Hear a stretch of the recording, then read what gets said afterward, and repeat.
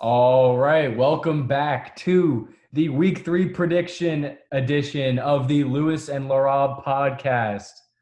Um, if you didn't see, we're filming this right before the Thursday night game, so we'll be watching that later. We have our prediction for that game in our last video, so go check that out as well. We talked about Week 2, we recapped that week, and now we're going into Week 3. A lot of really good matchups to look forward to. Obviously, Monday night we have Chiefs Ravens. We'll get into all the games this week, and it's going to be really exciting. A lot of fun things to look forward to, fantasy things, matchup things wise. So I say we get right into it. Laura, have any Yeah, comments? no, let's jump right into week three. You want to start us off with the Bears and Falcons? All right, so we got Bears traveling to Atlanta to face the Falcons. This will be our first game on the 12 o'clock slate. Falcons favored by 3 in this game. So, big thing we look at in this matchup: Chicago starts 2-0 their season, Atlanta 0-2. But for both teams, it feels kind of like it doesn't seem like an undefeated team is facing a defeated team, in the sense that Atlanta is favored in this game. Their offense has been a high-powered machine, whereas the Bears they face some suspect opponents in terms of the Lions and the Giants so far. So you can't give them too much credit for those wins, but wins they did. Big matchup in this game is going to be the Bears defense against the Atlanta offense. The Atlanta offense last week against the Cowboys, had a really good game for the most part, unable to secure that win in the end, though, as we all know. But big matchup in this game is going to be the Bears front seven against the Falcons O-line and running game. As we saw, the running game for the Falcons late in that game was null, basically. Todd Gurley averaged a little bit over 3 yards a carry. And if you want to finish games and put a team away, you need to be able to set up a running game. And this week, it's not going to be easy. Again, going up against the Chicago front, obviously, big names, Khalil Mack, Akeem Hicks, Roquan Smith manning the middle. It's going to be a challenge for this Atlanta offense to establish the run, which they were unable to do last week. So it's going to be up to Matt Ryan again in the passing game, going up against the Chicago secondary. Um, Injuries in this game, we're looking at Caleb McGarry is, I believe he's going to be out for this game after sustaining an injury last week against the Cowboys. Offensive tackle for the Falcons, Caleb is. And then the only Bears injury is that Khalil Mack is questionable, but he is believed to play. So it's going to be a fairly healthy game on both ends. We're praying for the best of health after, the last few games. So yeah, if the Falcons can establish the run and get a play action pass going with Calvin and Julio down the field on this Bears defense, it's going to be a tough game for the Bears to try to stop them. Yeah, most definitely. We saw the Bears struggle a little bit against the Giants. Against that weak defense. So maybe they can pick it up a little bit against this Atlanta defense. Which we saw give up 450 passing yards to Dak Prescott last weekend. So you look to see Mitch Trubisky. You don't know what type of game you're going to get out of him, but look to see David Montgomery and Tariq Cohen. Ground and pound this ball. Try to keep that high flying Atlanta offense off of the field. And then Atlanta, they need to get some stops last week. How many points did they give up in that fourth quarter to, let that lead go? So it's going to come down to how Mitch Trubisky can play on Sunday and whether they can keep Matt Ryan and this high-flying Atlanta offense off the field. Yeah, I mean, definitely a thing to key in on is the running backs in this matchup. David Montgomery went for 30 carries for 150 yards last week, whereas Todd Gurley, only 3 yards per carry. So it's going to be a big matchup in that regard. But, you look at the quarterbacks in this one, Matt Ryan. Yes, he's been proven throughout the league, but there's always question marks if he can win the big game and finish a game. And then Mitch Trubisky, heavily slandered quarterback for, his insufficiencies. But, he's led this team to 2-0. He's a winning record as a quarterback. So it's going to be an interesting matchup in this one, especially against a suspect Atlanta defense. So looking forward to this matchup. And predictions for this one, I'm going to for Atlanta's first one of the season, I believe in them. I believe in this offense. I don't think the Bears offense can match the Falcons offense. So I'm going to go 28-21 Falcons in this one. have to agree with you. I don't think Mitchell Trubisky can, keep up with, however many yards Matt Ryan's going to throw. You see Calvin Ridley and Julio Jones both putting together amazing seasons to start off. So I'm going to have to go with the Falcons in this one. You know, I would have to say the amount of times that Matt Ryan's going to get the ball this game, he's gonna light up that Bears defense. So I'm going to go Falcons 35 and Bears. I will go 20. All right, so let's move on to our second game of the week. The Rams are going to be visiting the Bills, another 12 o'clock game.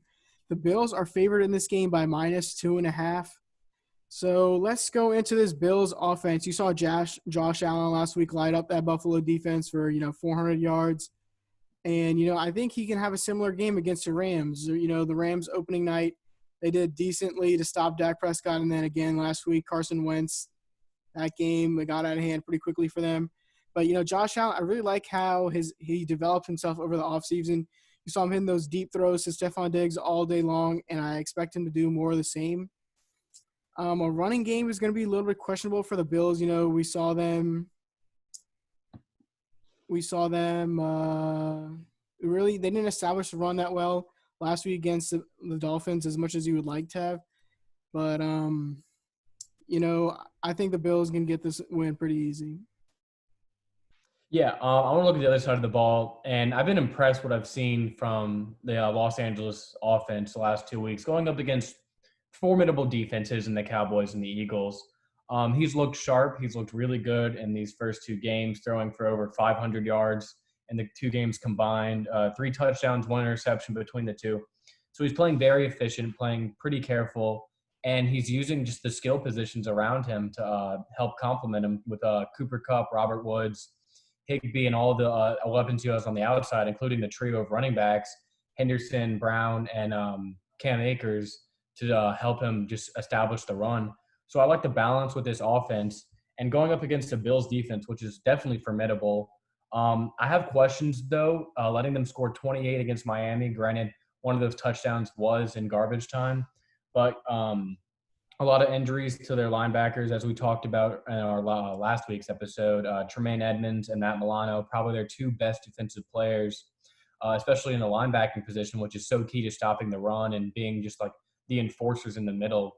And that's going to be key against this Rams defense where Sean McVay is going to throw a lot at this team. And if those two are just hampered and can't do their jobs, then it's going to be a really tough job for them to just see all the motions, all the different packages Sean McVay is going to throw at them, and all the different things they can do out of those packages. Look for the Rams to get off to a hot start in this one because the just unfamiliarity with all the shifting through the lineups with their linebackers. I think the Rams can get to a hot start, and I like them in this game. So for me, the biggest thing in this matchup is just going to be the 2 offenses and the 2 quarterbacks, Jared Goff and Josh Allen. Josh Allen has looked amazing in the first 2, but you also have to think going up against a Dolphins team and a Jets team who have historically not have the greatest defenses, especially in the past. Yes, the Miami defense has been better, on paper at least, with a lot of their free agent signings and draft acquisitions, especially under their head coach who's defensive-minded. So he has looked impressive, but against this Rams defense with Jalen Ramsey, Aaron Donald, and all those just dynamic weapons they have, I think they're going to struggle in this one. Buffalo's favored by 2.5, but I got the Rams in this one. I got the Rams 20-13, low-scoring game. Yeah, I'm going to disagree with you there. Josh Allen has really impressed me this year. Despite, going against 2 defenses that aren't really good, he's still playing professional ball. We see him miss a couple key throws here and there, but I trust him a lot more than I trust Jared Goff. So I'm going to take the Bills in this one, 28-25. It's going to be a close game, but I think the Bills pull it out. All right, so that's all we have for that matchup. Going into the next matchup, we have the Washington professional football team heading to Cleveland to face the Browns, another 12 o'clock game on Fox. Cleveland is favored by a touchdown in this game, 7 points. So big matchups for me to look at. Firstly, for the injuries, no one is declared out in this game, but a bunch of questionable players on both sides of the ball. Bengals in their last outing looked very impressive on a Thursday night against or the Browns looked very impressive against the Bengals. Baker Mayfield looked like his rookie Baker Mayfield form, granted against the Bengals defense, but it's inspiring to see those performances from him. He had a 97 quarterback rating in that game, which is very impressive. He was very concise with the ball, got it to his playmakers. And the biggest thing about this offense, though, are those two running backs. Nick Chubb and Kareem Hunt combined for over 200 rushing yards against the Bengals. So I know this Washington defense has looked formidable in their first two games, but against a team where they run the ball better than they throw the ball, and they can still throw the ball with all those weapons on the outside with Njoku, Beckham, Jarvis, and Austin Hooper as well. It's going to be a tough task for this young Washington defense to handle the run and the pass in this game. So look for those matchups. Also, there have been some injuries on the Browns O-line. So if the Washington defense wants any chance in this game to get back into it or to put pressure on this Browns offense, they have to get to the quarterback. So if they can simulate that performance they had in week one against the Eagles and get to Baker Mayfield, make him make bad decisions, which we've seen him do in the past, and allow your secondary just to take advantage of that pressure, then I think they can be successful. But it's all about controlling the run in this matchup. And I just think this Washington defense is not going to be able to control the running game with these two dynamic running backs. You have to agree with you there, but let's switch on over to the other side of the ball. Washington offense. We saw Dwayne Haskins last week. He struggled a little bit against that Cardinals defense that we've seen step up. You know, they have a really nice pass rush with Chandler Jones, and that running game struggled a lot too. You know, 23 for 117. You think that rookie Antonio Gibson would take over after, you know, they lost some key running backs, you know, Adrian Peterson, and then their other running back that they had, and then they had to let him go because of some off the field issues. So, you know, you're going to see this Browns – you saw the Browns defense against the Bengals last Thursday night, and, you know, they looked like they were tearing up Joe Burrow all night long, you know, sacking him, throwing him on the ground. But it's going to be a different story against this Washington Redskins team. You know, they have a little bit of better offensive line. And, you know, Dwayne Haskins, he does have some weapons on the outside with Terry McLaurin. You know, he led all rookie wide receivers last year with touchdowns. So it's going to be a battle of Dwayne Haskins and how much he can fare against this Browns defense that I really don't have that much trust in. You know, they have some nice front seven players with, you know, Myles Garrett leading them. But on the back end, I really don't know, like, who you can trust to guard Terry McLaurin and Steven Sims. So it's going to be a very nice matchup between these two young quarterbacks and Dwayne Haskins and Baker Mayfield. But I think the Browns pull this out with, you know, their star-studded backfield and Kareem Hunt and Nick Chubb. And I think the final score is going to be 21-35 Browns. Baker Mayfield comes back out with another great performance to show a little bit of his rookie self. All right, yeah, I agree with you on all those fronts, but I will say I'm worried about if the Browns go up in this game. I'm worried that Washington, if they put the hands on Dwayne Haskins, I don't think he'll be able to lead a comeback. So far, he's been playing extremely conservative with his downfield passing, and it seems like the coaching staff is still like putting him on a leash of sorts and, you know, giving him conservative play calls over the middle, short routes, not really letting him take too many risks as we've seen. So if they get down in this game big and Cleveland can just run the ball down Washington's throats and just, you know, chew that clock up, I really think it's going to be tough for Washington to get back in this game if they don't force turnovers from Baker Mayfield or that Browns offense. So I'm agreeing with you. I have Cleveland in a big win for them, a big statement win, 14-point win. I got them 35-21 over the football team. All right, yeah, so let's move on to the fourth game of the 12 o'clock schedule. We have the Titans visiting the Vikings. Titans up 2-0 after two close games that they pulled out in weeks 1 and 2, and you see the Vikings struggling with their offensive woes and Kirk Cousins down 0-2. So it's going to be, you know, we're only in week 3 of the season, but it's going to be a very big game for both of these teams. If the Titans can go up 3-0 in the AFC South, hold a nice strong lead on that division, and then the Vikings going down 0-3, they're going to be behind the Packers and the Bears. So it's not going to be too good of a look for them if they lose. So let's talk about that Vikings offense. We saw Kirk Cousins struggle against the Colts defense. DeForest Buckner was having a field day out there, shutting down almost every single play. Kirk Cousins struggling. You saw him throw 3 picks. Only, they were shut down for most of the game. Dalvin Cook, you saw him score a touchdown, but you really don't know what this Vikings offense can do with the struggling offensive line. And then they let Stephon Diggs go to the Bills. So you're really looking Kirk Cousins to maybe go back to his former self, but he can really struggle against this Titans defense, which we saw shut down Tom Brady in the playoffs last year and almost beat and shut down Lamar Jackson last year in the playoffs, but lost to the Super Bowl champions. So it's going to be a tough matchup for Kirk Cousins once again, but I think he's going to struggle in this game very mightily. Jadeveon Clowney, he's going to get back there in that backfield of the Vikings and try to, slow down Kirk Cousins, disrupt him a little bit more, and then stop the run with Dalvin Cook.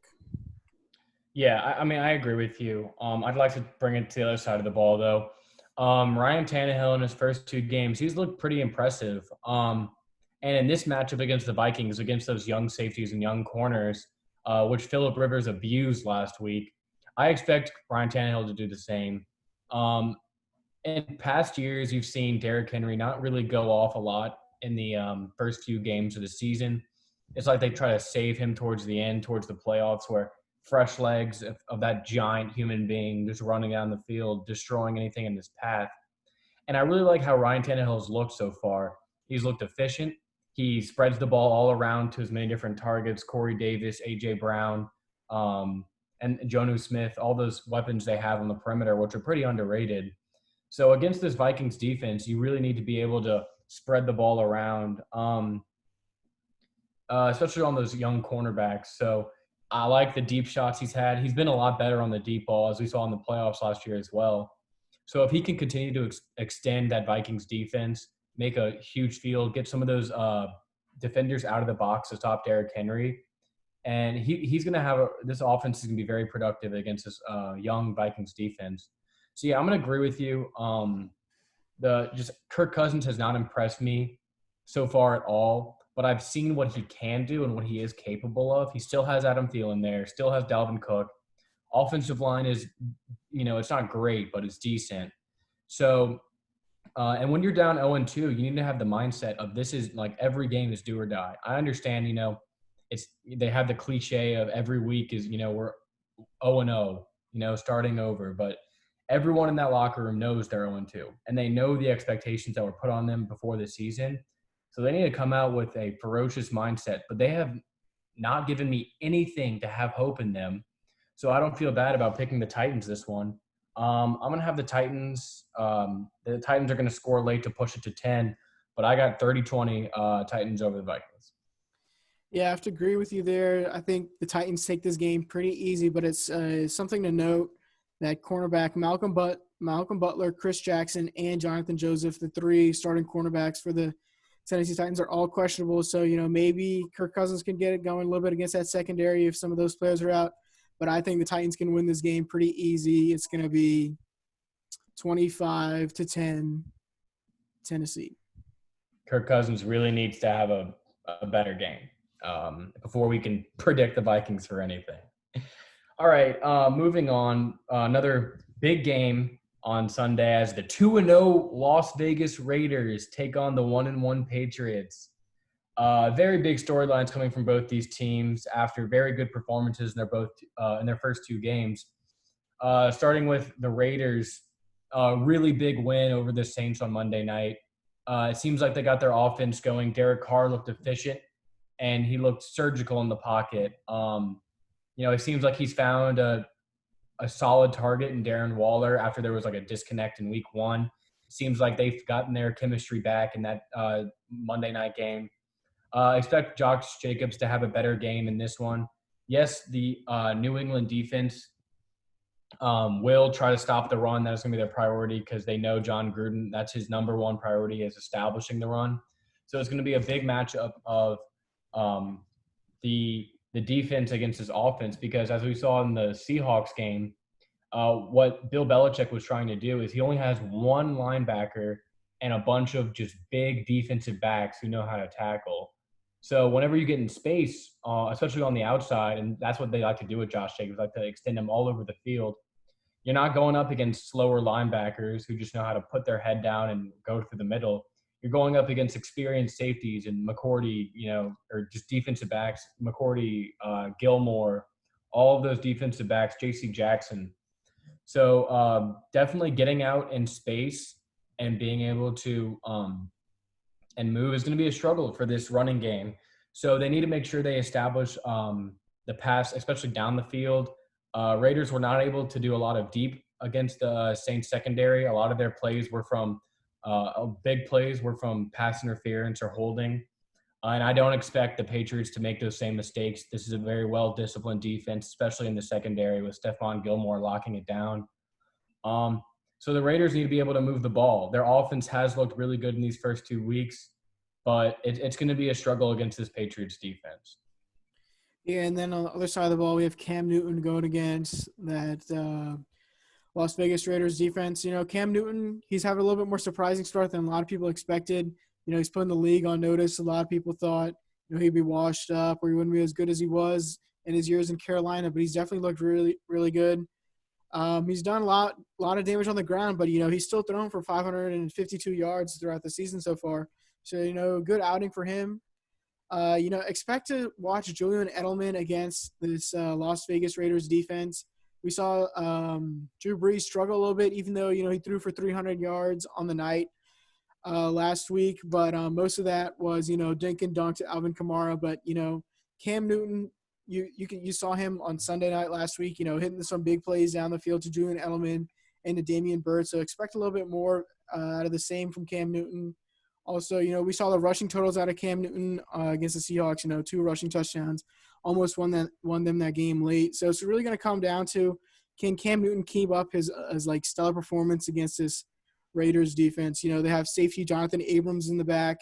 He's going to be doing some damage back there. You saw him, sacking Drew Brees on Monday night.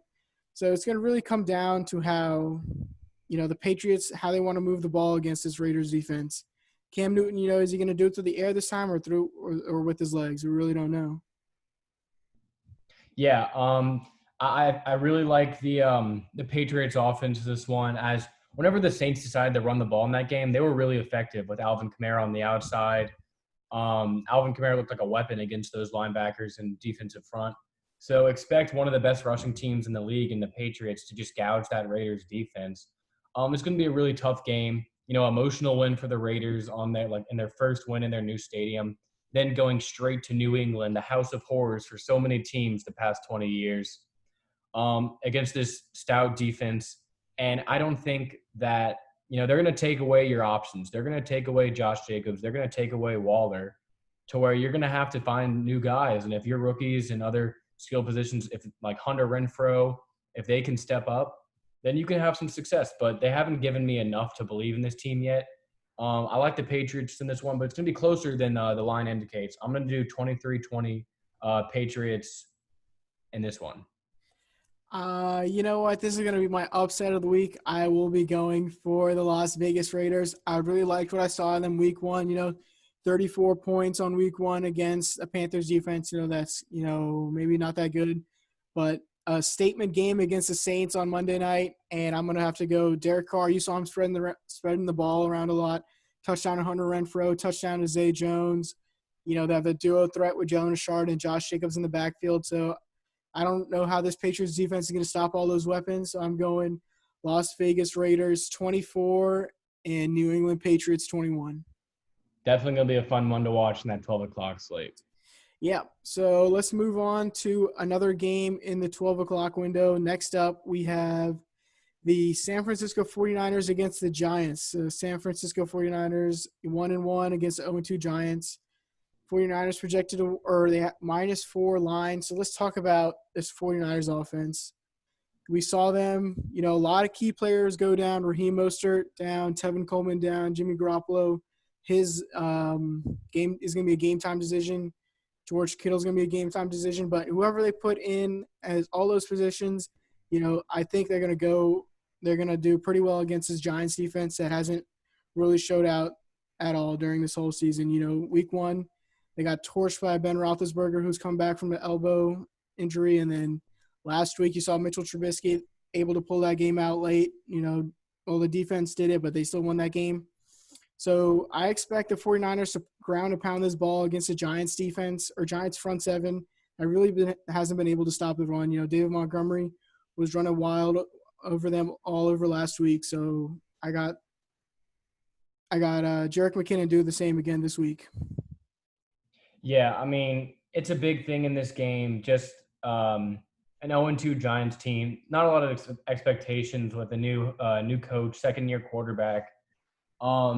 But definitely a huge loss, losing Saquon Barkley for the entire season, who was going to make up most of their offensive production. So it's going to be hard for them, even against a depleted 49ers defensive front, to move the ball much, especially getting the run game going.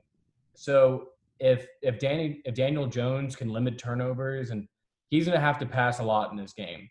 So it's going to be him against his 49ers secondary. Is Richard Sherman good to go in this game? No, he will not be playing. He was placed on IR. Okay, so no Richard Sherman in this one. Still some good secondary pieces. No Nick Bosa, no D Ford, and no Solomon Thomas as well. Right. So they're missing a lot of depth on the defensive line, but it's like you trade off your defensive line for, a generational running back, most of your offense, and Saquon Barkley. It's kind of like null and void. So I trust Kyle Shanahan to have an effective game plan to go up against this Giants offense. But, if they can get good protection for Daniel Jones and then those receivers on the outside, Ingram, Slayton, Golden Tate, if they can get open, then they could cause troubles for this 49ers defense.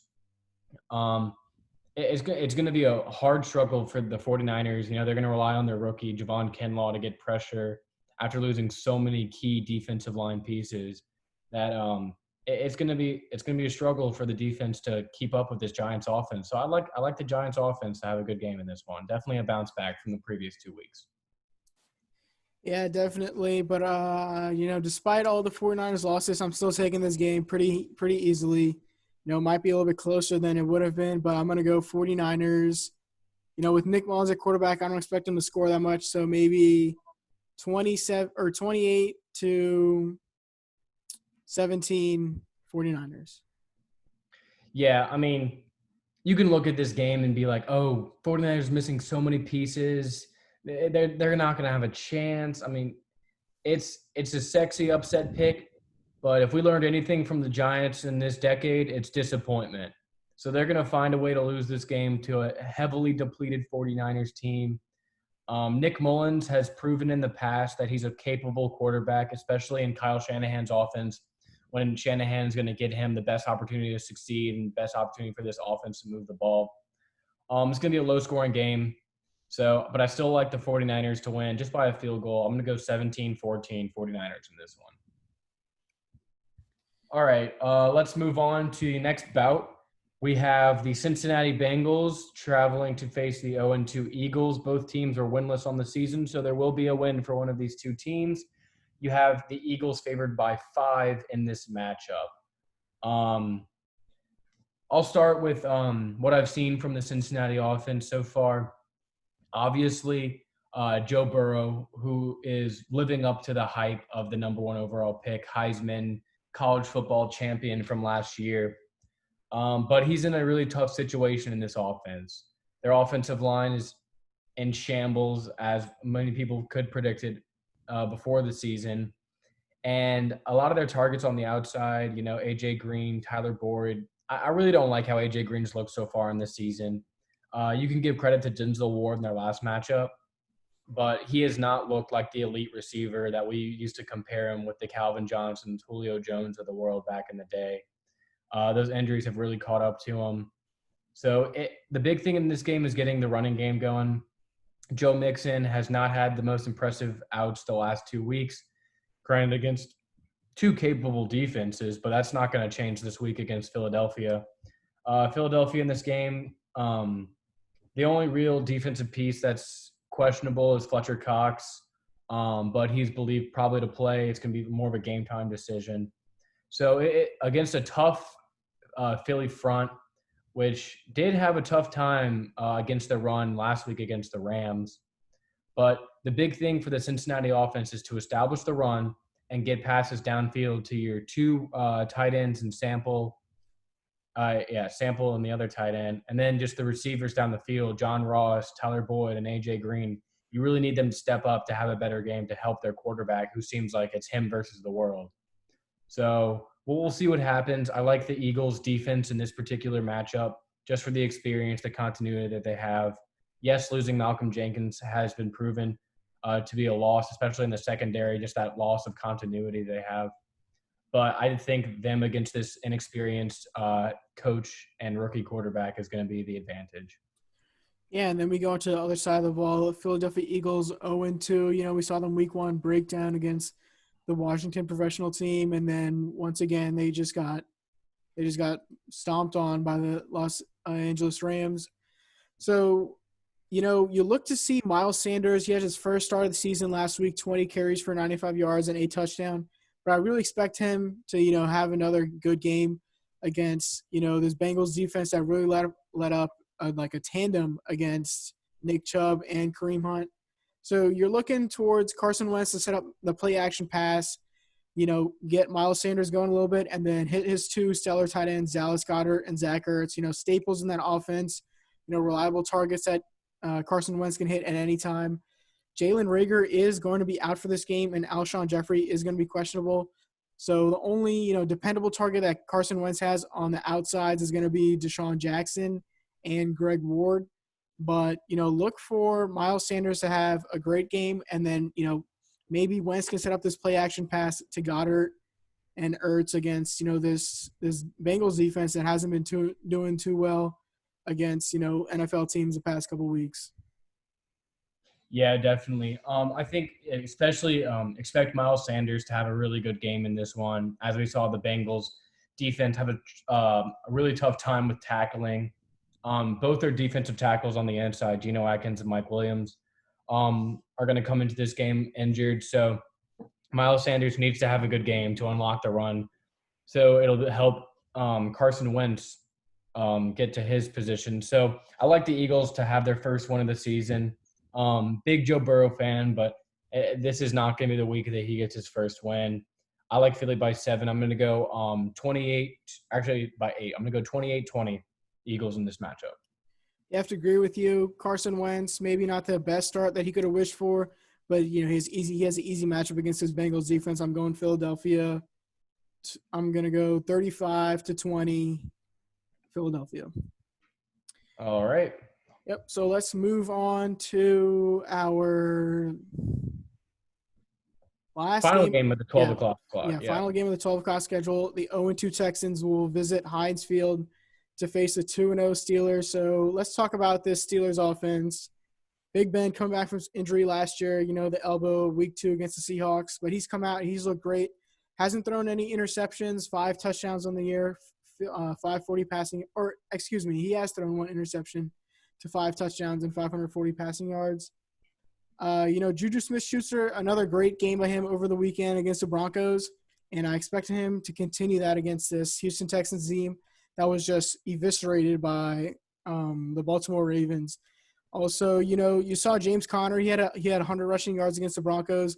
Expect more out of the same from him against the Texans, who gave up 260 rushing yards to the Ravens last week. You saw Lamar Jackson. He was going crazy. Mark Ingram, J.K. Dobbins, and Gus Edwards all got a piece of the pie last week.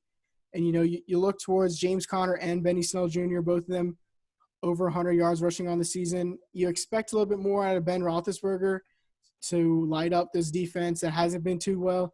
You know, they lost Jonathan Joseph. They lost Kareem Jackson.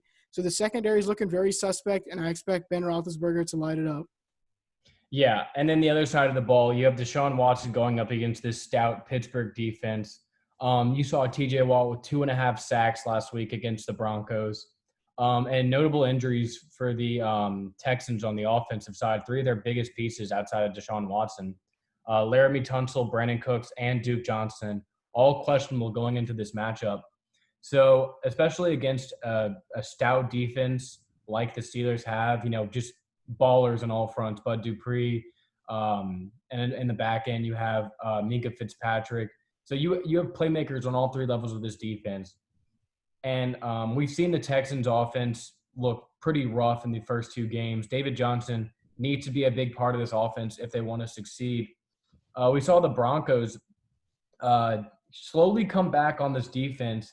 I really think whenever you have a new quarterback enter a game, the game plan shifts mid-game, and that can do a lot against a defense. It can startle them.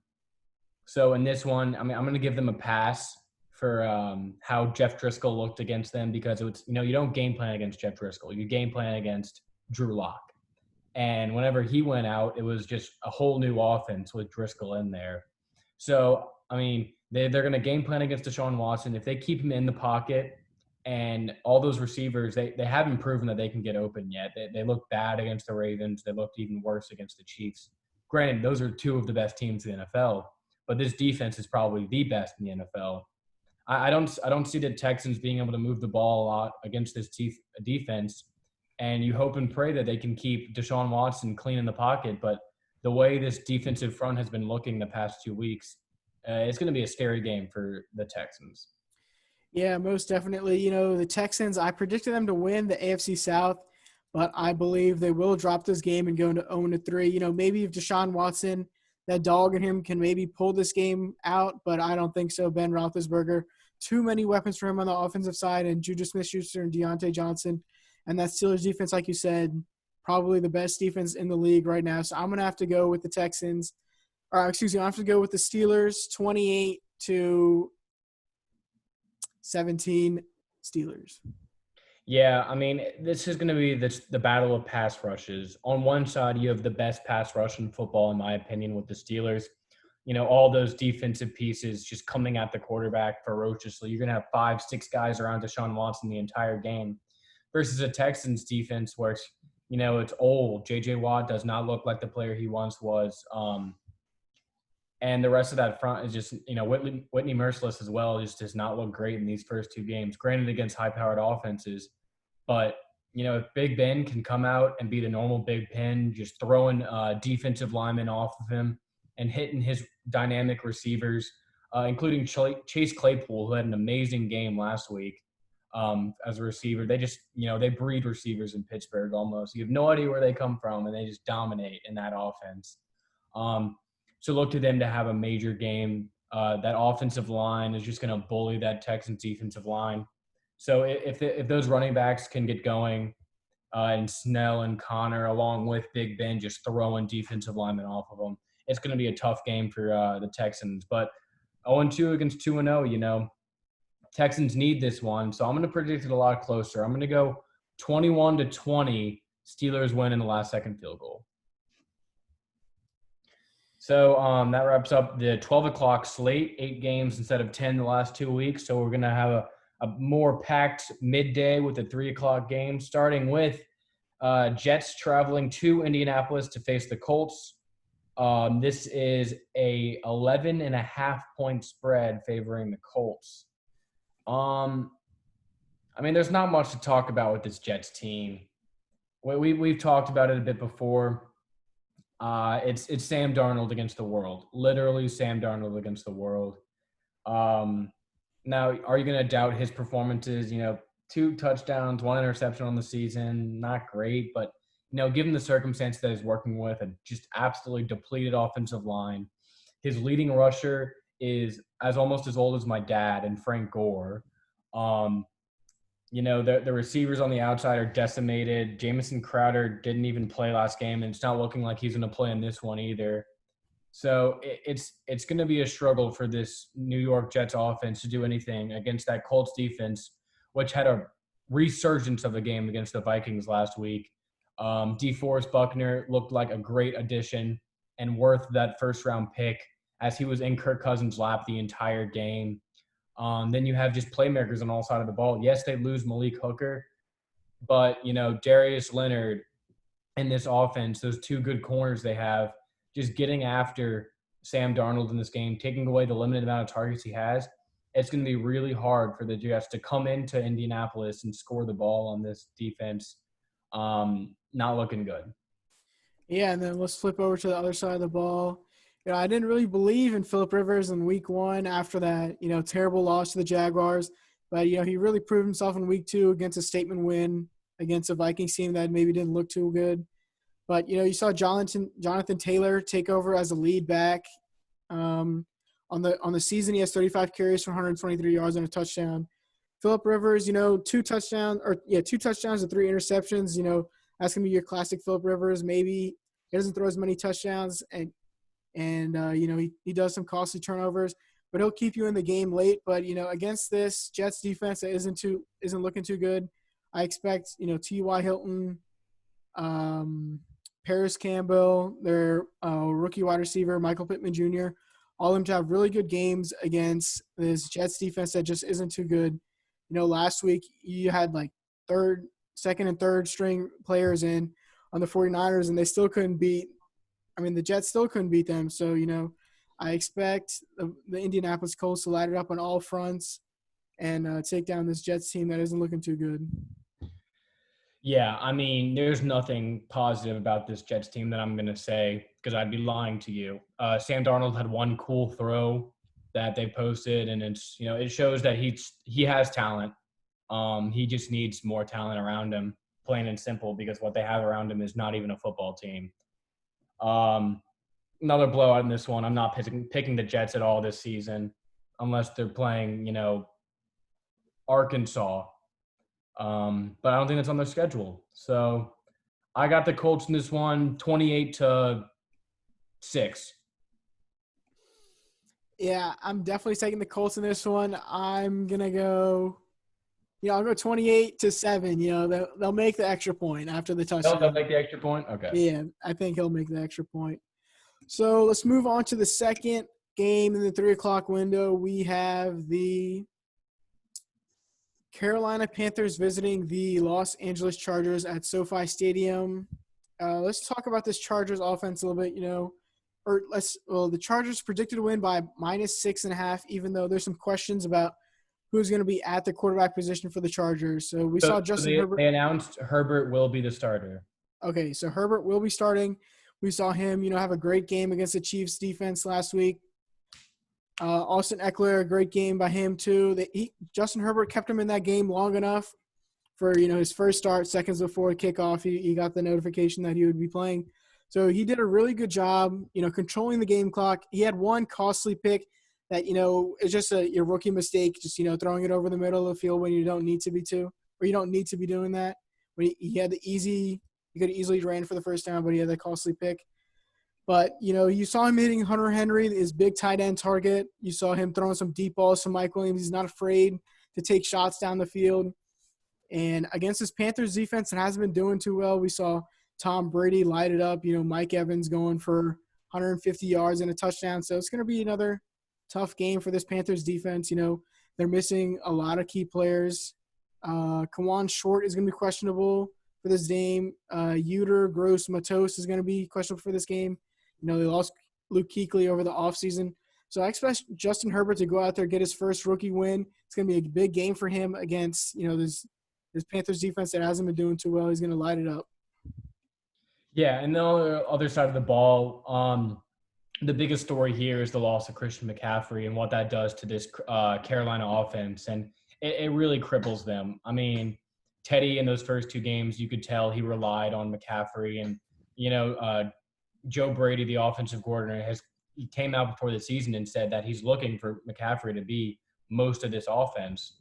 So losing him for this game, it's going to be a big hit. They're going to have Mike Davis at running back, and he didn't get any carries so far this season. He has 8 catches in the game against Tampa for 70 yards. So he could be a multi-purpose back down the field.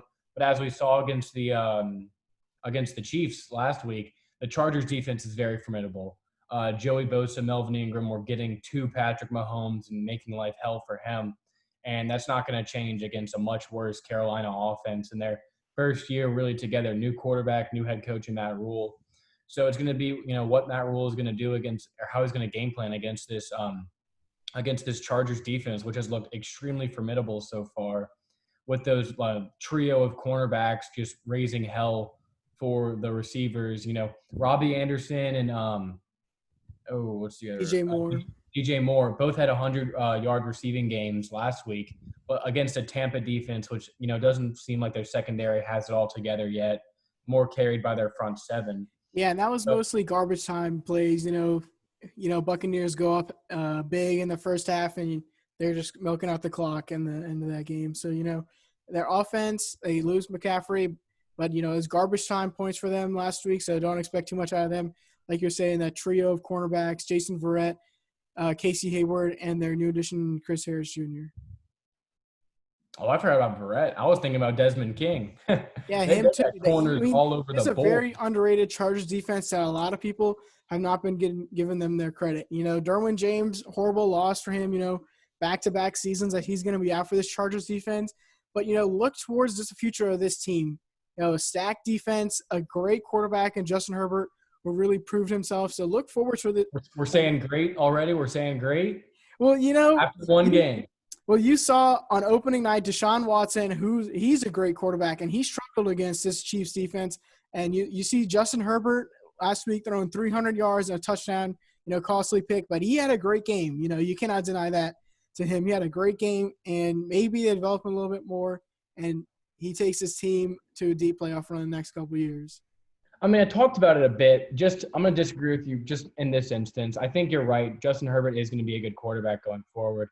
But when you have a situation, I talked about with Jeff Driscoll and the Broncos, where you're game planning the entire week for Tyrod Taylor. And then at the last second, boom, Justin Herbert's your starting quarterback. It's tough for a defense to adjust to that. And early, I was very impressed with the poise he had early. He did not seem shaken by the moment or the opponent, and he looked very poised out there. So, I expect the Chargers to have a really good game, especially after that tough overtime loss against the Super Bowl champions. I got the Chargers in this one in a blowout. I got 31 to 12. Yeah, I'll also take the Chargers in this game pretty easy. Teddy Bridgewater hasn't done anything to prove to me that he can lead this team, especially without Christian McCaffrey.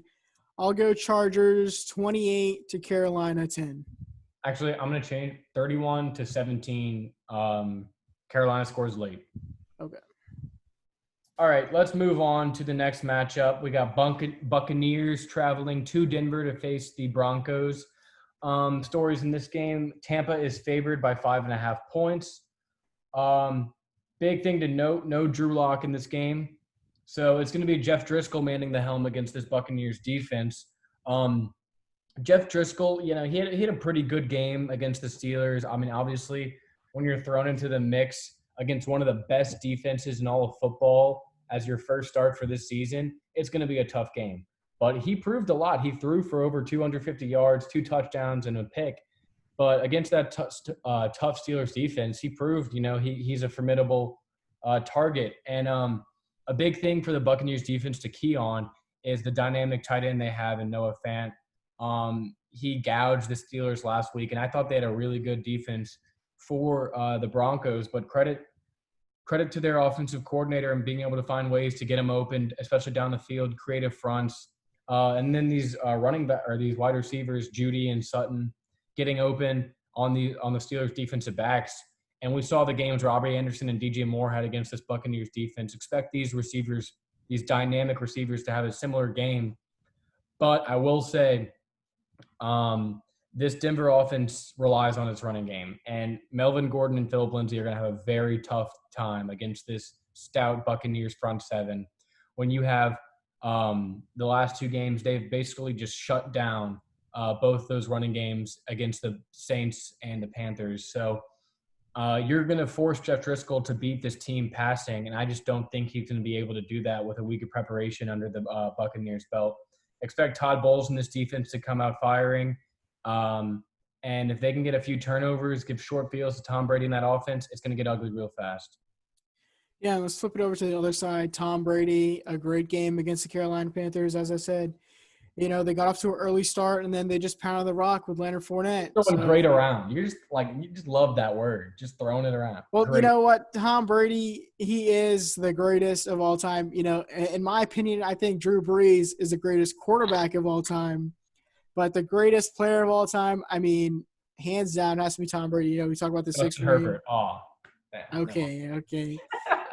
I mean, okay, well, Tom Brady, he had a great game against the Carolina Panthers defense. Mike Evans goes for 100 yards and a touchdown. Leonard Fournette with 100 rushing yards and a touchdown. So, this Broncos defense did a pretty good job against the Steelers last week, kind of not shut them down, but held them in check for a little bit until, Ben Roethlisberger got that offense going. That rushing attack was very lethal with James Conner. So, expect a big game out of Leonard Fournette, LaShawn McCoy, and Ronald Jones, whoever they decide to put out there with that trio running back. It's going to be a long day for the Broncos. A lot of different ways this Buccaneers offense can attack you. But they're missing key pieces. They lost Chris Harris Jr., Von Miller's out. But I think the Broncos can keep this game close as long as their defense can, try to keep Tom Brady in check and not let Leonard Fournette run wild all over them. Yeah, I mean, you saw the Broncos the Broncos defense really locked down in that second half against the Steelers after they got out to a big lead early in the game, allowing their offense to be able to come back. I wouldn't say Tom Brady had a great game. I think he's doing a good job managing this offense. He seems like, his connection with Mike Evans was rejuvenated after a rough first week against the Saints. So look for those two to have another good connection. Chris Godwin will be coming back this game. He was not active against the Panthers in the first week. Against the Panthers last week. So with the addition of him to this already lethal offense, Leonard Fournette looked great. Ronald Jones looked great. If they can get their run going and just help, Tom Brady stretch the ball down the field to those two lethal receivers, then they're going to have a good game against this Broncos team. But as we know, Denver historically is one of Tom Brady's house of horrors. He's had some historic playoff losses and just losses in general there, where in a Patriots team, they didn't lose often. And now you're in a Buccaneers team. They still have the mistakes. Tom Brady's thrown 3 interceptions already this season. Not customary for a quarterback like him to have this many mistakes. This will be my upset of the week. I have the Broncos beating the Buccaneers by a score of 24-20. Jeff Driscoll gets his first win on the season for this Broncos club. I'm going to have to heavily disagree with you there. I don't think Jeff Driscoll is going to have nearly as good of a game as you think he's going to have. You're talking about how, quarterbacks that come into the game, they do a little bit better than expected because the defense doesn't know how to prepare. But Todd Bowles, he's a very good defensive-minded defensive coordinator. It should be. And, that front seven of the Buccaneers is not going to let Melvin Gordon and I'm pretty sure Philip Lindsay is doubtful for this game, so it's mostly going to be Melvin Gordon. He's not going to have as great as a game as he had against the Steelers.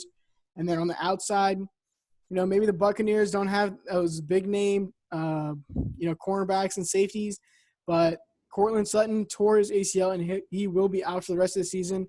So they're going to be looking towards Noah Fant and the rookie Jerry Jeudy, and I don't think they'll be able to get it done against the stacked front seven of the Buccaneers. I'm going Buccaneers. They win this game pretty easily in Mile High. It's going to be 28-10. All right. Looks like we disagree on that front, All right. I think you got this one, huh? Yeah, so let's move into the second to last game of the 3 o'clock window. Lions 0-2 going to visit the Cardinals 2-0 at the State Farm Stadium in Glendale, Arizona. Arizona projected -5.5 in this game. So let's talk about Kyler Murray a little bit. Sophomore season for him, great rushing stats, great. I'm throwing around that word great again, but 500 passing yards, only 2 passing touchdowns and 2 interceptions. But he's been doing very well on the ground, using his feet. You saw him week 1 against the 49ers, running all over them. He had a nice 20-yard touchdown to give him the lead late in the fourth quarter. And then once again, you saw him in the red zone against the Redskins, high stepping, getting, juking out the linebacker and then going in for the touchdown. So another dual threat quarterback similar to Lamar Jackson. He's having a great season so far. He's leading the Cardinals in rushing despite, how good Kenyon Drake is. They gave him the big extension over the offseason. But against this Detroit offense or Detroit defense, and we saw Aaron Jones go for 168 passing or 168 receiving or rushing yards last week. So expect a bigger game out of Kenyon Drake this week, and he's going to run wild all over this Detroit defense. Yeah, you can use great when referring to Kyler Murray because that's exactly what he has been through his first 2 weeks of the NFL season. But I'm going to flip it to the other side of the ball. The Lions in their first 2 games, they've been able to move the ball for the most part. It's just about getting to the red zone and being able to score. Obviously, the loss of Kenny Golladay for the first 2 weeks. He's questionable on whether or not he's going to play in this game for his first game. I believe he is going to be playing for this game. Okay, so that addition is going to be huge for this offense as he was their leading receiver last year, Pro Bowl receiver for the Lions. Huge target on the outside to pair along with Marvin Jones and that connection that they've both had. And the emergence of TJ Hawkinson, finally they're getting production out of their first-round pick they had 2 years ago. So if you can get those 3 going on the outside against this Cardinals secondary, which, yes, they have Patrick Peterson, but the rest of it still, kind of untested. Budda Baker is going to be matched up on Hawkinson, so that's going to be a big matchup to watch in this week to see who can get the advantage in that one. The other receivers on the outside, it's going to be a fun matchup. This Cardinals secondary against the Lions front. The big question is going to be the front 7 against this rushing attack. Adrian Peterson has emerged as the leading running back for this Lions team. And quite frankly, they have a running back by committee, but they need to get big plays from their running backs in this game if you want to keep Kyler Murray and that dynamic offense off the field, which they're going to need to if they want to have a chance in this game.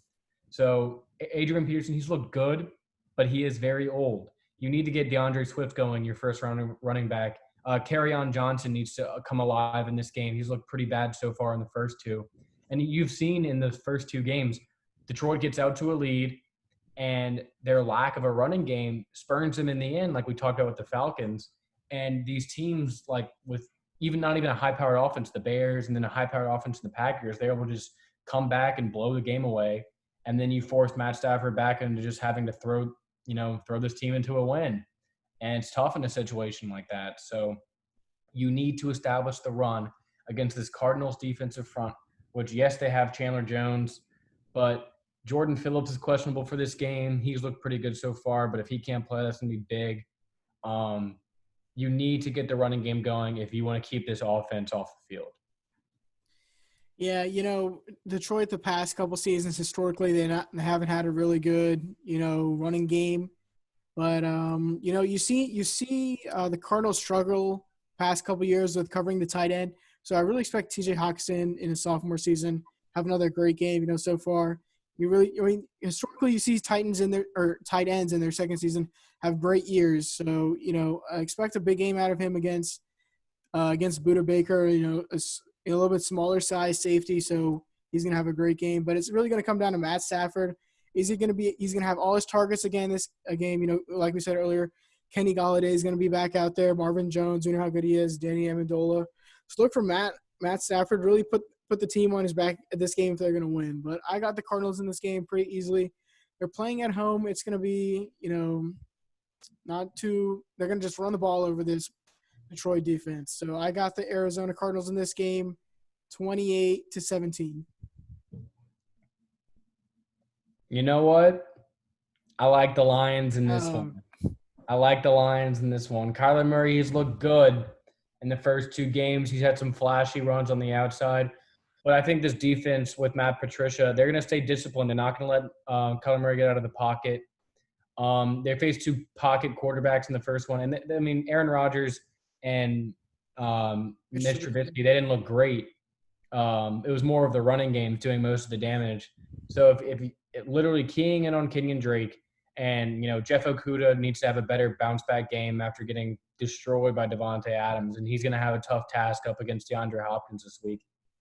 But I like the Lions in this one just because I think with the addition of Kenny Golladay coming back, helping this Lions offense, and they need their first win. It's that big 0-2. The Cardinals, they've been hearing how great they are. Kyler for MVP talk. This is when they come down to earth. Last year, these 2 teams played in week 1, and they tied. But this time, Matt Stafford's going to break the tie, and he's going to get his first win in a very high-scoring game. I'm going 38-31 Lions. Yeah, very bold, Mr. Butler. Very bold. All right, now we go to the final game of the afternoon. We have a huge matchup, NFL Fox America's Game of the Week. The 1-1 Cowboys travel up to Seattle to face the 2-0 Seahawks. Seahawks are favored by 5 in this game. Let me talk first about this Cowboys offense against the Seattle defense. So obviously they came out rough in that first game, in that last game against the Falcons, turning the ball over 4 times in the first half, or 3 times, 4 fumbles in the first quarter alone. 3 of them were recovered by the defense. I expect that Mike McCarthy and that coaching staff really emphasized ball security this week in practice after looking at the film. They were lucky to get out of that one. But, if they don't make those turnovers, this game is probably not even close in the Cowboys' favor. But it shows you the Cowboys' resolve and the leadership of Dak Prescott, who's looked amazing these first 2 weeks, to bring the Cowboys back and winning that very, the game they could have just said, it's week 2. We'll move on. We got the Seahawks next week. Let's go. But they came back. Great leadership by Dak Prescott. Good game from Ezekiel Elliott. Not a great game, but scoring. He had 1 touchdown on 80 yards. So against the Seahawks defense, the big thing is going to be the run game. This Seahawks defensive line has been horrible so far in the first 2 weeks. Not getting any pressure at all. The loss of Jadeveon Clowney is very apparent in this situation. And in the backside, they lose. Who'd they lose? I believe it was safety Marquise Blair. Okay, but he's the backup safety, so the starting safeties are still going to be Quandre Diggs and Jamal Adams back there. Okay, yeah. So But they did lose pass rusher Bruce Irvin. He had 8.5 sacks last year for the Carolina Panthers, so he's a big loss for that front 7. Yeah, definitely, especially with the familiarity he had with that Seahawks defense. Coming back into this one, huge loss because it just hurts their pass rush even more. Another thing to look at in this game is for the Seahawks or for the Cowboys offensive line. Last week they didn't, they still don't have Lyle Collins. Tyron Smith goes down in that game for a bit, but he came back towards the end. So he's questionable to go into this game. He will play, I hear. So you're going to have, if that offensive line can prove to be the offensive line of we know for the Cowboys of the potential they have, Dak Prescott's going to have all day to throw into the pocket. So it's going to be on Bobby Wagner and Jamal Adams to stop the run against, Ezekiel Elliott, one of the best running backs in the league. And Kellen Moore is going to have a field day against this depleted Seahawks defense with, frankly, not that much talent. So it's going to be a hard game for the Seahawks to stop this Cowboys offense. Yeah, and then we flip it on over to the other side. Russell Wilson, he's having a great MVP candidate. Or he's putting on a great MVP showcase to start off the season. 9 touchdowns, 1 interception that maybe was a little bit questionable. Wasn't his fault, really. But, you saw Matt Ryan last week throw for 400 yards against this depleted Cowboys defense that hasn't been as good as it was. DeMarcus Lawrence signed a very big contract a couple of years ago, around $100 million contract, but he hasn't been doing too well. They lost Leighton Vander Esch. He's put on IR. Jalen Smith, he's going to be starting out there. They brought in Aldon Smith. He's having a resurgence late in his career. But, besides those big-name players, you really don't know who else is on this Cowboys defense. So I expect Russell Wilson to, light it up once again. Opening night, the Cowboys defense, they held Jared Goff in check, but, they let that rushing attack get all over them. And then you flip it over for week 2. You let Matt Ryan throw it all over you, but you stop Todd Gurley. So, this Dallas defense needs to establish what type of team or what type of defense they're going to be. But Russell Wilson, I expect him to have another great performance. Chris Carson doesn't have 100 yards on the season yet, but I'm guessing that's more attributed to how the offense is playing this year through Brian Schottenheimer, calling more, those deep plays, more play action plays. So expect Russell Wilson to have a dominating performance. I think this is going to be a shootout game, a lot of high scoring on these two defenses that really they got exposed the past 2 weeks on the back end of their defenses. So, I'm going to go Seahawks in this game. Seahawks fan. It's going to be 45-38. Russell Wilson comes out, and he goes on a late scoring drive to put them over the top. Yeah, big question marks for the Dallas defense. As we know, Leighton Vander Esch got injured in week 1, so he won't be playing, along with 2 of their starting cornerbacks, and Chidobe Awuzie and Anthony Brown, along with Trayvon Diggs, who has a shoulder issue, but I think he might play, but he's going to be hampered by that injury. And as we saw against the stout Patriots secondary, Russell Wilson had a field day against them.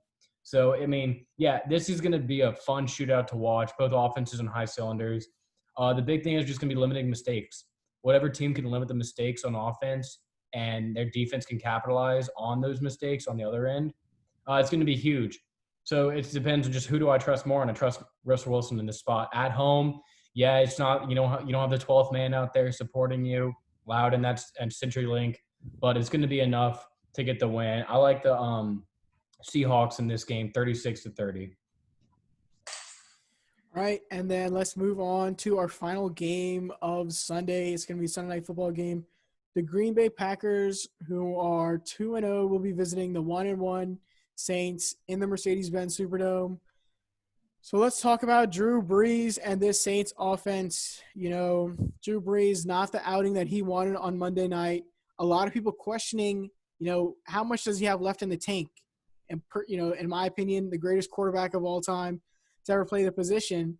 But is he having one of those Peyton Manning seasons where he's going to drop off a cliff? He had 300 passing yards, but as we said earlier, most of them were just, check downs to Alvin Kamara, who just took it all the way down. But, Alvin Kamara, he's having a great season on the ground and through the air, so I expect him to be carrying this offense. Maybe we see Jameis Winston come into this game if the Saints go down early. But this Green Bay Packers defense, they gave up 25 or 26 to the Vikings on opening day, but they really shut down the Detroit Lions on week 2 after, they gave up that early lead. So it's going to be a very tough game for Drew Brees, against Jair Alexander and the secondary and the Smith brothers on that front seven. So, it's going to be a back-and-forth game, but it depends on what type of Drew Brees that we're going to see out there Sunday night. Yeah, flipping it to the other side of the ball, I think the big thing, if the Saints defense wants to be successful in this matchup, you have to limit the mistakes. It was a penalty fest against that Derek Carr-led Raiders offense on Monday night. And you're going to have a short turnaround to face one of the best quarterbacks in the league and turning your mistakes against you. Aaron Rodgers is a master at, getting those free plays, getting you off sides, stretching the ball down the field. So it's going to be about limiting those mistakes, playing disciplined defense against one of the best quarterbacks we've ever seen play the position. And also, what Marshawn Lattimore are we going to see in this game? Are we going to see the Marshawn Lattimore who holds Mike Evans to 1 catch in 3 games that he's played against him? Or we're going to see the Marshawn Lattimore who allows 7 catches to a rookie from South Carolina from the Raiders? If we get the great Marshawn Lattimore locking down Devontae Adams and forcing Aaron Rodgers to spread the ball around to some of his less targeted receivers, that he doesn't trust a lot, this Saints defense could hone in on those other targets and shut down this Packers offense. But if Marshawn Lattimore is getting toasted by Devontae Adams, it's going to be a long game for the Saints defense.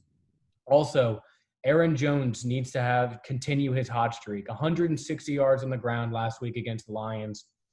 However, he's facing a very stout run defense now in the New Orleans Saints, who held Josh Jacobs and Ronald Jones to limited games. Jalen Richard. I'm talking about week 1 against the Buccaneers. Oh, excuse me. Yeah, those 2 running backs in their first 2 games. Limiting them, but not completely stopping them. So if Aaron Jones can have a great game against this good Saints defense, especially against the run, then it's going to be all kinds of trouble for the Saints. So they need to focus on stopping Aaron Jones, which should be just, by nature, the good run defense. And Marshawn Lattimore need to lock down. But number one thing, staying disciplined on the back end, just, not letting Aaron Rodgers pick apart this defense. This is your 4th year together for most of these parts, guys. Come on.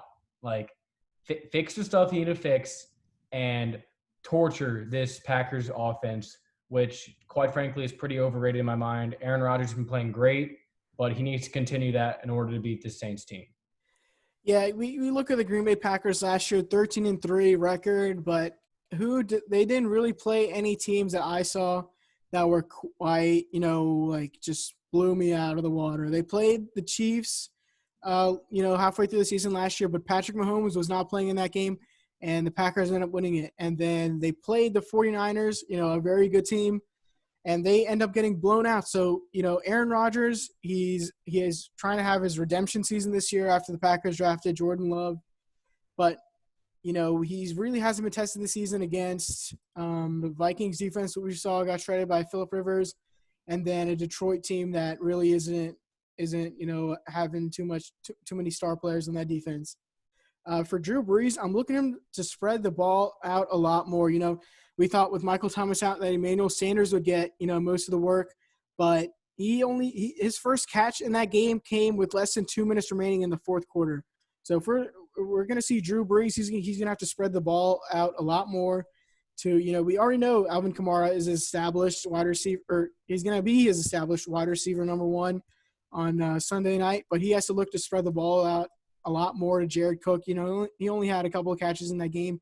Emmanuel Sanders, like I said, not too many, but he's gonna have to let it fly against this Packers defense that hasn't been tested by any great quarterback so far this season.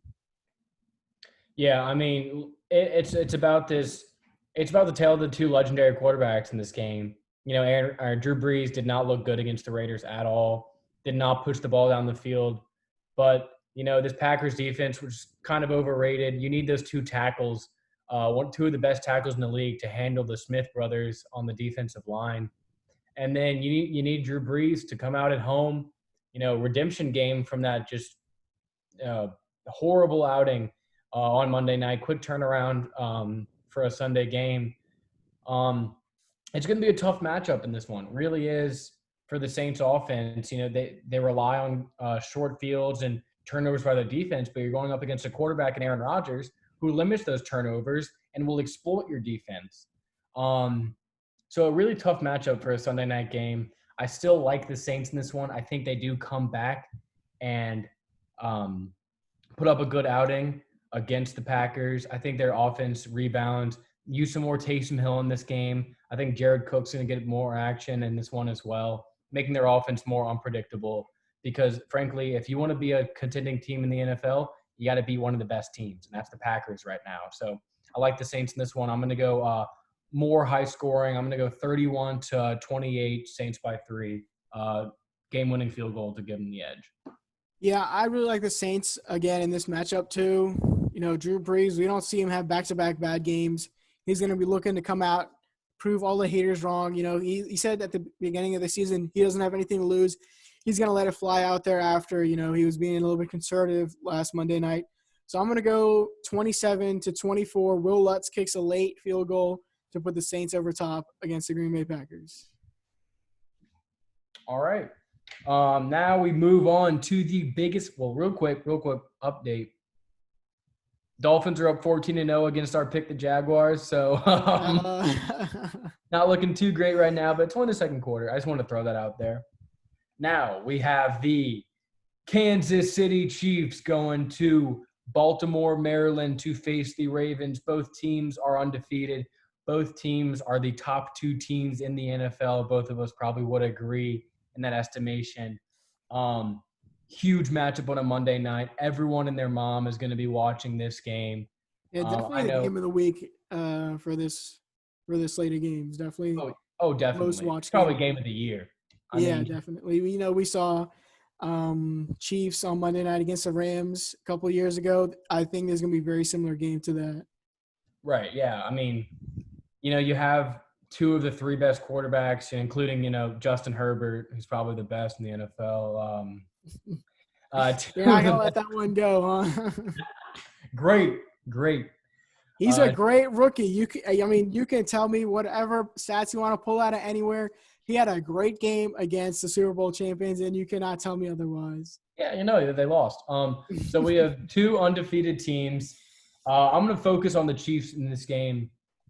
Coming off an overtime win against a Chargers team that they are expected to blow out, quite frankly, especially against a new quarterback. So looking at this Chiefs offense, they really struggled against that Chargers defense with all those corners they have, locking down Tyreek Hill and all those speedy receivers they have on the outside. And Clyde Edwards-Helaire did not have a great game rushing the ball, and they got pressure to Patrick Mahomes. So it seemed like in all three facets of this offense, they struggled in this game. But it speaks to the testament of this offense and just the fortitude they have together. They were basically down the entire game, but in no point in that game did anyone think that the Chiefs were out because of Patrick Mahomes. Probably the best quarterback in the league now.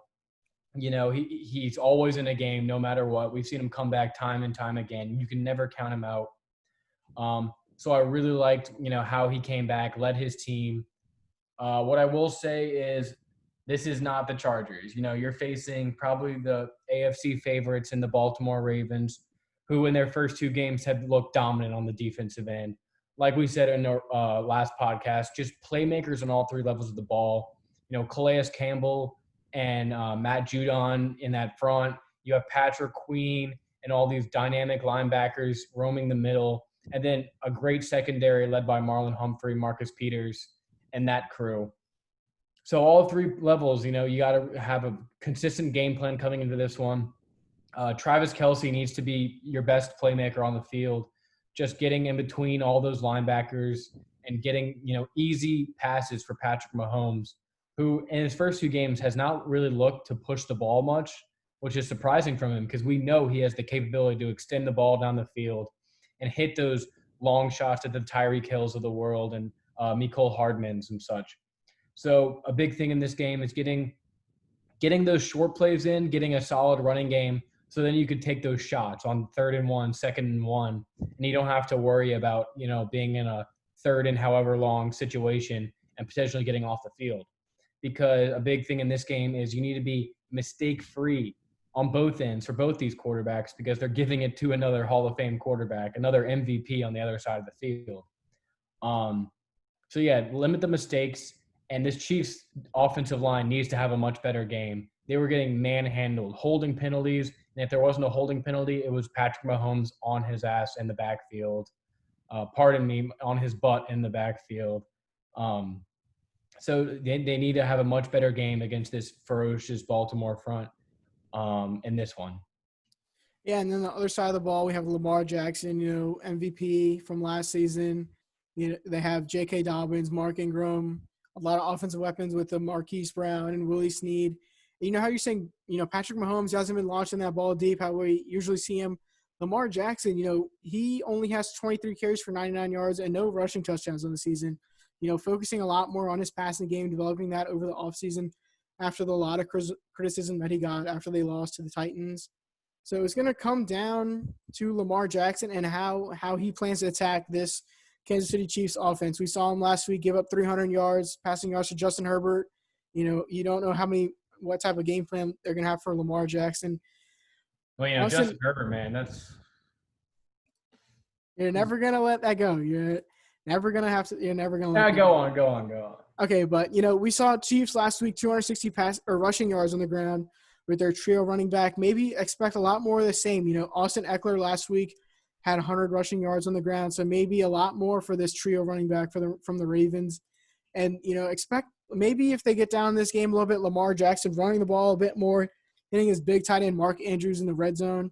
But it's going to come down to, which one of these quarterbacks wants it more on Monday Night Football in prime time. Is it going to be Patrick Mahomes and his lightning arm or Lamar Jackson taking it on the ground and going at this Chiefs defense that maybe didn't play too well last week against the Los Angeles Chargers? Yeah, I mean, it's a really big thing to look at is just like this Chiefs offense needs to look like the Chiefs offense of old, right?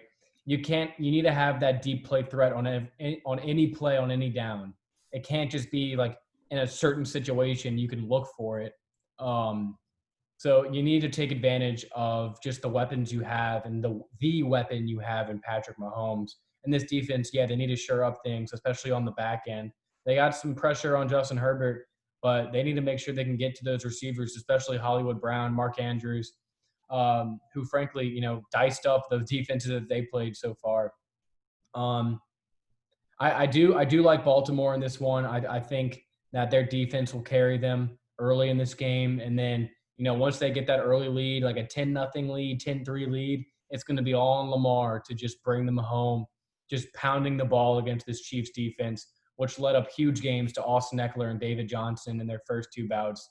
So if they have a tough time stopping the run in this game, I don't see how the Baltimore offense can be stopped, quite frankly, unless Lamar makes some mistakes. So I have the Ravens in this game. Really good game. I'm gonna do 35-31. Really close game. Patrick Mahomes tries to come back late, but to no avail. Yeah, I have to agree with you there, Lamar. Even though the Chiefs are my Super Bowl favorites to win again this year, I really like the Ravens in this matchup at home, Monday night, primetime Lamar Jackson.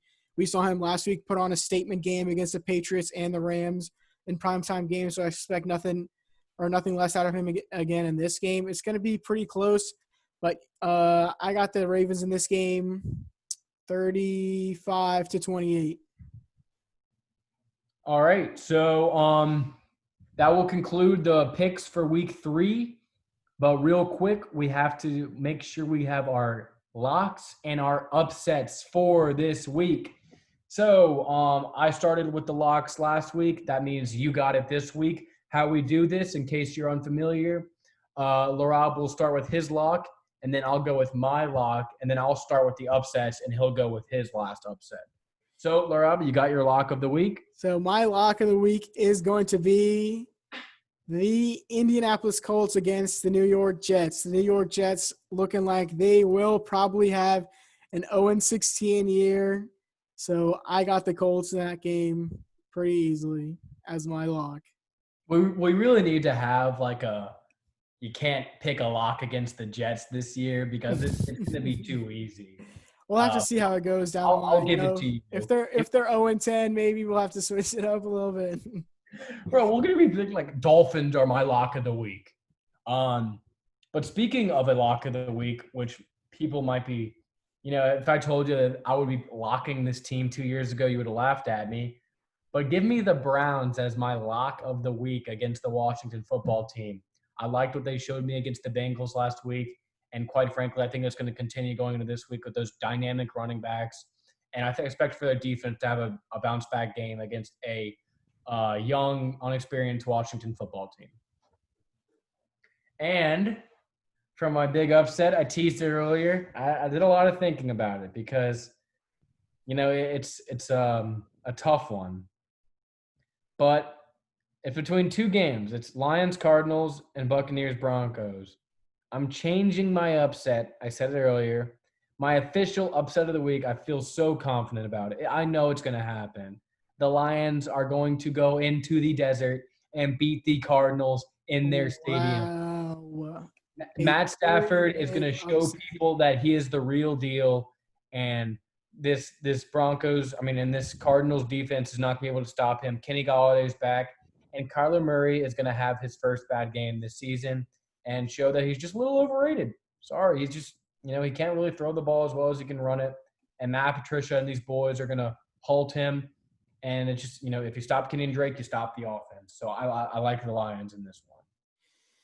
For my upset of the week, I will go – wait, so for the upsets, it has to be above -3.5, doesn't it? Yes. Okay. What if it's 3.5 directly? No, it has to be above 3. So 3.5 is good. Okay, so – or no, what? So I have a – if it's 3, I can't pick it? Yeah. Okay, so then – Wait, what were you looking at? Well, first I was going for the Rams to upset the Bills, and then – I was looking at that one as well. I was looking at that one. It was a good one. Yeah. So, you know what? For my upset, I'm going Chiefs beat the Ravens on Monday Night Football.